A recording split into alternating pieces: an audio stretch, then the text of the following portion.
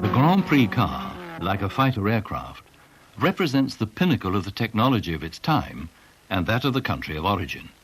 For a decade following the Second World War, Italian cars were supreme. The Alfa Romeo 158, whose straight-eight supercharged engine made it for a time unbeatable. The post-war years are now seen as a classic era, dominated by the blood-red cars of Italy, Alfa Romeo, Maserati, and a newcomer, Ferrari.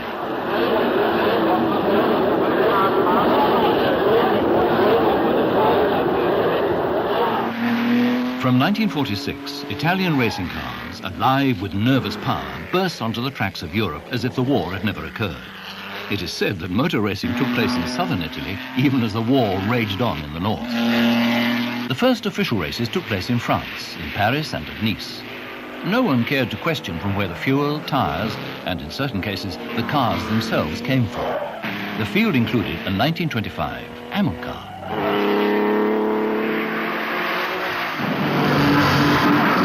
At Nice, the Italian Villoresi won on a Maserati. In England, too, cars were being disinterred from garage and barn, having survived bombs and wartime scrap drives. It had been hoped to run a victory race round Hyde Park, but the police had objected. The best that could be organised was a sprint meeting on Elstree Airfield. With pre-war English drivers like John Bolster and journalist Dennis Jenkinson competing, as did Lightweight, a car designed and built to test certain theories about rubber suspension.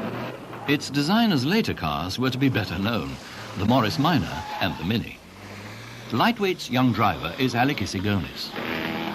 The reason for British drivers being reduced to an airfield was simple. Public roads in England could not by law be closed for motor racing. Before the war, racing had been at Brooklands, where the official motto was the right crowd and no crowding. The racing was almost incidental.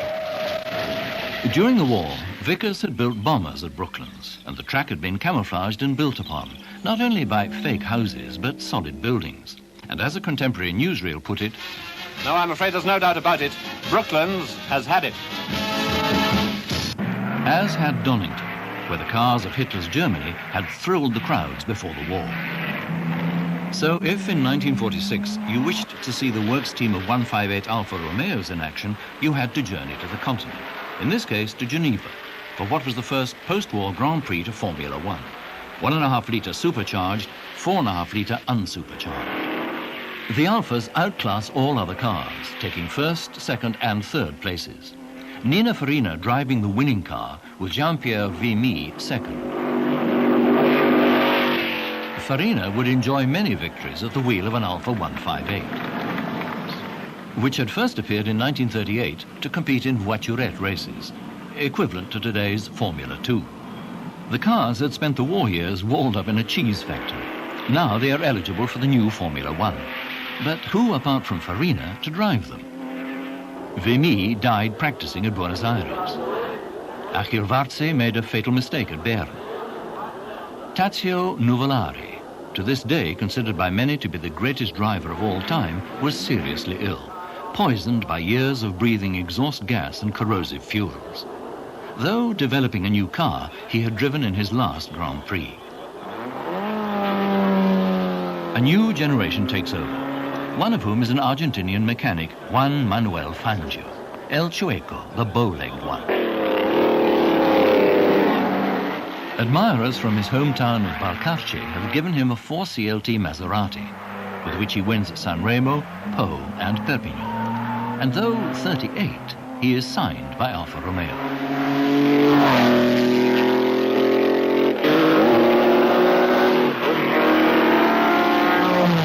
By 1948, the lack of a racing circuit in Britain appeared to have been resolved.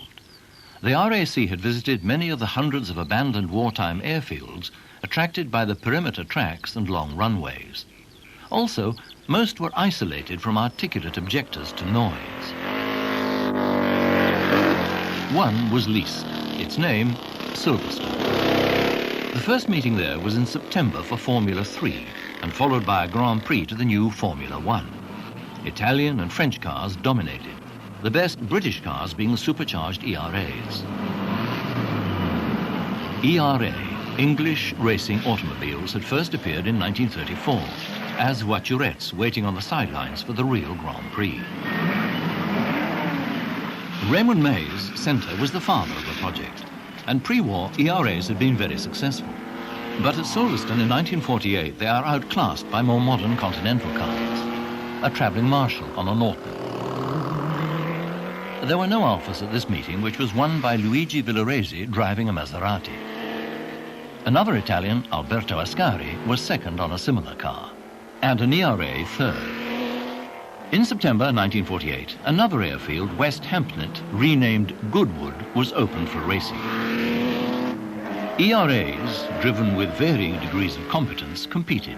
Yet, despite their archaic appearance, even then they went surprisingly well. John Watson tests an ERA, appropriately on a disused airfield. It sums up for me what a racing engine should feel like and sound like, and it's just so eager and willing, wants to rev. I mean, it's lovely. I mean, it's so much fun. You're really sitting quite high in the car. It's a solid axle front and rear. The ride is very, very bouncy. Although the handling and road holding is not bad, it's just that you're driving along and I don't know what bounces more, the car or the driver, and there's nothing to hold you in, there's no seat belts. I think those drivers were different to the current Grand Prix driver. They weren't any better, but certainly it was a different form of racing. You couldn't drive a Grand Prix in those days as you would drive it today. In the early post-war years, 16 surviving ERAs were the only Grand Prix cars available to most British drivers. Heaven help them. I mean, the engine in the car, the engine in the ERA is absolutely fantastic. There's just something about the noise, the way it responds to the throttle. It sounds and feels like a real racing engine.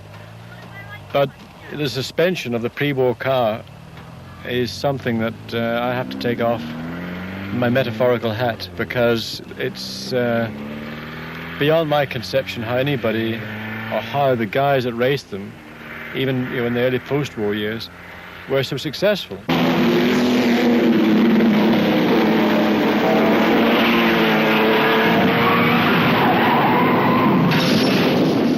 And strong too, neither Jeff Ansell nor his ERA being seriously damaged. ERAs were eligible for Formula One races, though outclassed by Italian cars, in particular the Alfa 158s. The Alfa had been designed in 1938 by Colombo, who, like many Italian engineers, seemed able to turn artifact into art. The whole car was beautifully constructed. The 1.5-litre straight-eight supercharged engine produced 380 horsepower, at the cost of horrendous fuel consumption, 1.5 miles per gallon. But in the late 40s, the Alfa was the car to beat. A new British contender was revealed in 1949, the BRM, British Racing Motors. The successor to ERA, it too was the brainchild of Raymond Mays. The plan is to restore British racing prestige all over the world, and it's hoped that the new BRM will be in action during 1950. The BRM certainly looked and sounded impressive, with its very complex 16-cylinder supercharged engine.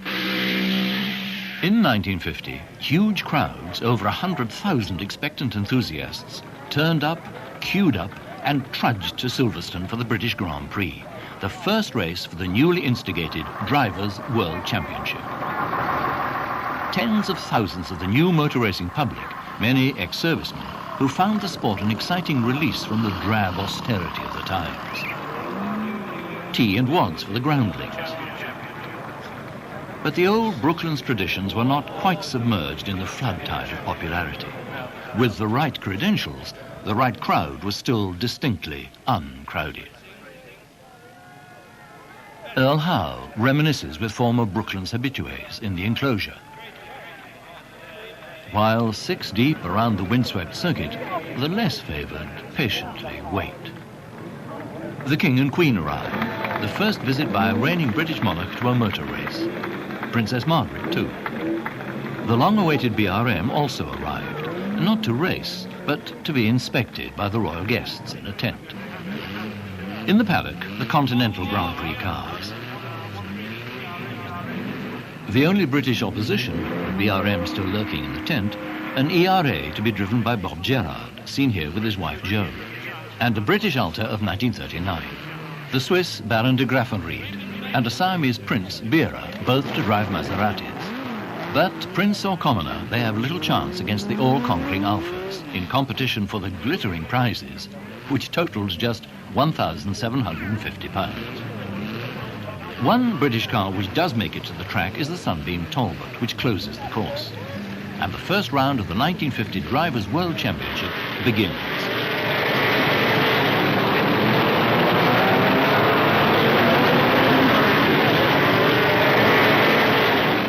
In 1950, there is no safety road for the pits, so everyone hurries to clear the track. Straw bales, not Armco, guard the corners.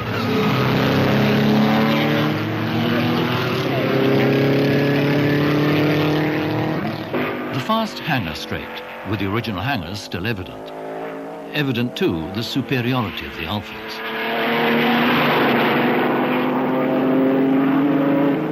In the pits, an overheated Maserati comes in. It has its supercharger pressure raised to try to keep up with the Alphas. Water in, water out. Its race is run. The lone Alta, driven by the Irishman Kelly, comes in for a leisurely refuel. Dr. Giuseppe Farina, relaxed and polished, leads the race. Filmed by Paul Wyand of Movietone, who captures the driving techniques of the time.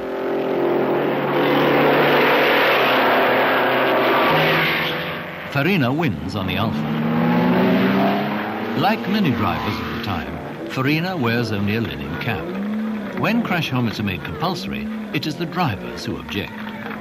I remember how difficult it was to make the helmet compulsory. For instance, Nino Farina was, when it didn't like it at all. And then he was very thankful to have won when in the circuit of Turin he flew out and it was saved only by the helmet. And there was once in the Monza Grand Prix, there was a Fangio, Farina and Bonetto with these cars starting on the first line, and they refused to start with the helmet. And we had to, the last moment, to penalize them or something. We couldn't, of course, send them out. And that was one of the things. And the safety, well, we said the organizer gives you a track. You must go as fast as you can on the track. If you go out, it's your fault. And so, well, guardrails didn't exist, being tied down into cars didn't exist, roll bars, nothing of the sort. And our cars were not as low as they are today. And so when you were slipping out, as I did at the Crystal Palace, the car was overturning and you were pinned underneath. Later, in 1950, the Alphas returned. Fangio was driving one against a 1.5-litre Ferrari and a single BRM which arrived too late to practice, so its driver Raymond Sommer had to complete a special lap to qualify. Which meant a start from the back row of the grid. Even so, expectations soared to fever pitch, and the revs rose as the flag fell. Sommer let in the clutch, and the transmission sheared. And that was the BRM's total involvement in the 1950 Silverstone Daily Express Trophy, leaving the field clear for the all-conquering Italian Alphas. As the BRM was wheeled ignominiously away, people jeered and threw pennies at it, watched by a teenage Sterling Moss, who was driving a Formula 2 HWM. HWM stood for Hesham and Walton Motors, a garage in Surrey. The cars were built there on a shoestring by John Heath and George Abacassis for Formula 2 races. The car was powered by a 2-litre, 4-cylinder, unsupercharged Alta with twin-choke carburetors. The engine developed 150 horsepower, giving the HWM a top speed of 140 miles per hour, far less than its Italian competitors. 37 years on, Sterling Moss is reunited with the HWM.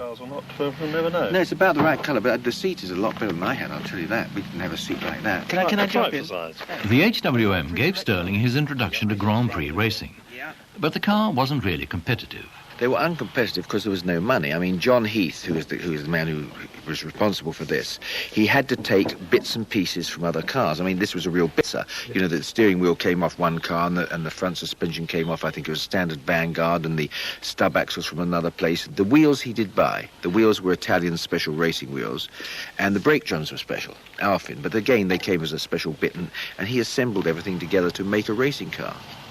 We used to get starting money for each race, which was then £200, which was not bad. We only raced every other week, roughly, in different places, Sable d'Olonne, Périgueux, Mette, you know, all over Europe. And John gave me 25%, so it's £50 every 2 weeks, which was £25 a week, which meant if I travelled with him in his Citroën and only ate the main dish of lunch and then stopped and bought fruit on the way, you know, I could make it work. And that was part of the fun of it, you know, I mean... you know, I didn't have money to spend. I mean, I didn't drink wine or anything like that. I mean, a big Coke mineral water or something. But that was what racing was. And at that rate, I could just about keep going. Then occasionally we would win a race at Goodwood, or we'd get a third or fourth. And then obviously I'd get 25%. Then the next year, I said to John, I think I've been with you, Neil, to give me a race. I got up to 33%. A third of what we took, of the takings, not just starting money. And of course, as I was young, we're talking 19 years old, people read the name, and so that was benefit to me. And then obviously you go around waving at people, and then the next year they'd say, my gosh, he's popular, we'd better pay him a bit more. So the more people you could get to wave at you, the more the local people, organisers, thought that you were worth for the following year. And then you go out from, shall we say, 200 to 350 maybe. In 1951, Formula 2, in which Stirling had been racing the HWM, was about to be upgraded. The 1.5-litre Ferraris, despite having the champion driver Alberto Ascari, had been unable to defeat the Alfas. Apart from this rare Ferrari win at Silverstone when, in the absence of the Alfa team, Ascari literally took the flag. Enzio Ferrari Wright and his team manager Ugolini had noted that the relatively slow 4.5-litre unsupercharged French Lago Talbot often picked up places, simply because the economical big engines returned 10 miles to the gallon and did not therefore require as many fuel stops as the Alfa. During the winter of 1950, Ferrari's designer Lampredi developed a V12 4.5-litre unsupercharged engine for 1951, and a big man to drive the big car, Froilán González from Argentina. BRM drivers Reg Parnell and Peter Walker viewed the new Ferraris with mixed feelings at the British Grand Prix. Could the British cars actually beat the Italian Alfas and the new untried Ferraris?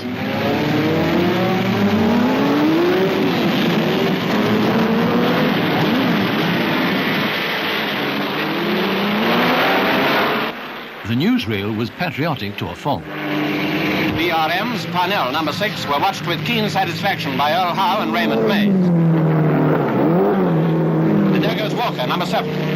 On their performance in this race, the BRM's future possibly defended. In spite of burns, their drivers carried on magnificently. Number 2, driven by Fangio, is one of the Alfas, and Alfas have a habit of winning, though not today. Victory was destined for González, number 12, in a Ferrari. The Alfas are carrying nearly 70 gallons of fuel, but still need frequent pit stops for more, a total of 200 gallons, while the big Ferraris forge ahead. Parnell's BRM too refuels. He will finish 5th, Walker 7th.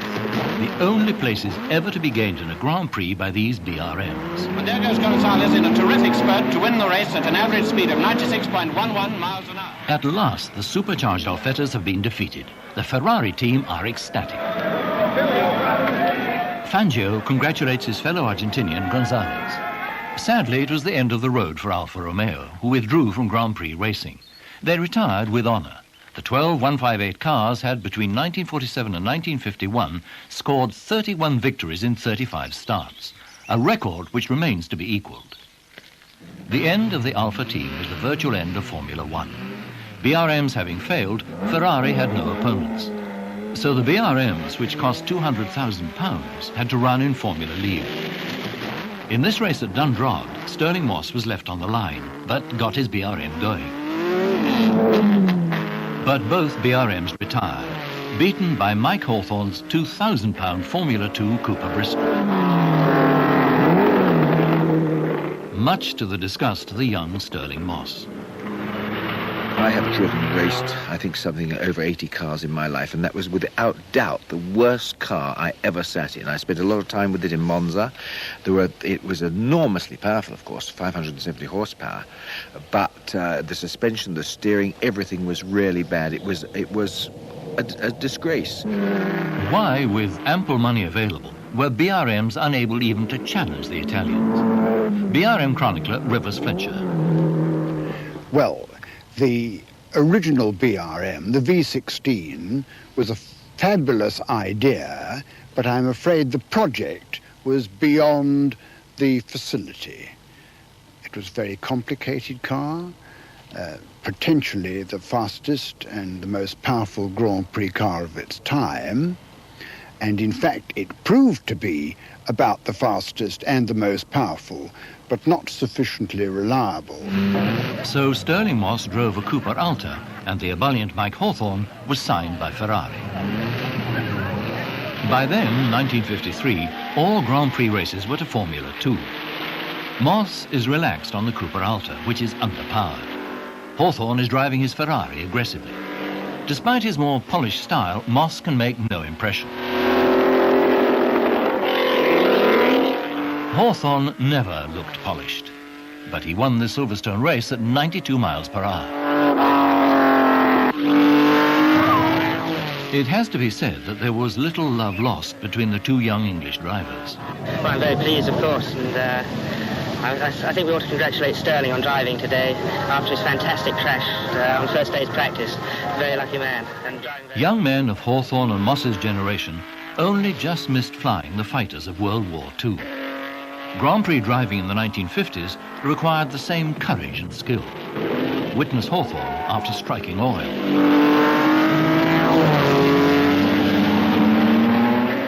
This 1953 Formula 2 race has the new 250F Maserati, driven by Gonzalez, now known in the British press as the Wild Bull of the Pampas. Hawthorne's Ferrari passed by the Maserati of Fangio.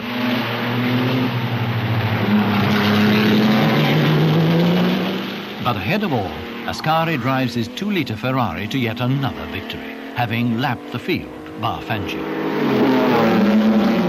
At the end of the 1953 season, the old Formula 1 was officially abandoned, and a new Formula 1 for unsupercharged cars of 2.5 litres was decided on. Thus, constructors could enlarge the existing simple 4-cylinder 2-litre engines, helping small concerns like the British Connaught. John Watson tested a 1954 Formula 1 2.5-litre Connaught, which was to give Britain its first Grand Prix win since 1924. I'll talk you through the gauges while you're doing that. Okay. The engine, you'll probably only get about 50 or 60 degrees on a day like this. Engine pressure will run between 80 and 100 pounds. Fuel pressure would normally run at 6 pounds. Water temperature should run no more than 80, and the gearbox pressure for the pre-selector will fluctuate between 20 and 60 pounds. The ticking is the electric fuel pump, but no self-starter is fitted.